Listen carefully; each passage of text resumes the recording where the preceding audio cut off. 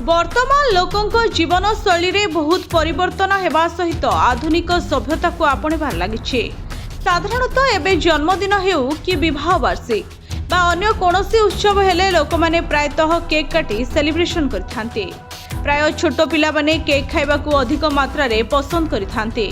किंतु आपण जानिछन्ति कि केक खाइबा द्वारा हमर कोन क्षति होई थाए? आपण जानिले आश्चर्य हेबे एही केक आपणक शरीरर अनेक क्षति घटाई पारे। एहाकू खाइबा द्वारा आपण कर्कट रोग बा कैंसर रो शिकार होई पारंते। निकटरे बेकरी केक उपरे सृष्टि होइतिबा एक परीक्षण रे यह स्पष्ट होइछे। केक रे कैंसर सृष्टिकारी पार्टिकल बा कणिका थिबा उत्पादन मिलिछे। यह आसीबा परे लोकंकु सचेतन करिछि कर्नाटक खाद्य सुरक्षा और गुणवत्ता विभाग। विशेष करी रेड वेलवेट और ब्लैक फॉरेस्ट भली केक को आहुरी सुंदर करबा पई कृत्रिम रंग दिया जाय तैयारी होइथाय। एही केक को परीक्षा कराइबा परे एथुरु 12टी अलग अलग कर्कट रोग सृष्टि करथवा पदार्थ मिलिछे।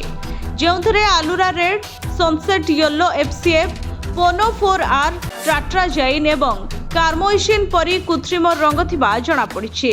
केक रे व्यवहार करा जाउथबा रोडामाइन बी पोषक रंग करबा पई व्यवहृत हुए। एहाकू एबे खाद्य रंग भाबरे व्यवहार करा जाउछे। एही रंग मिसा खाद्य खाइबा द्वारा अनेक गुरुतर रोग होई पारे।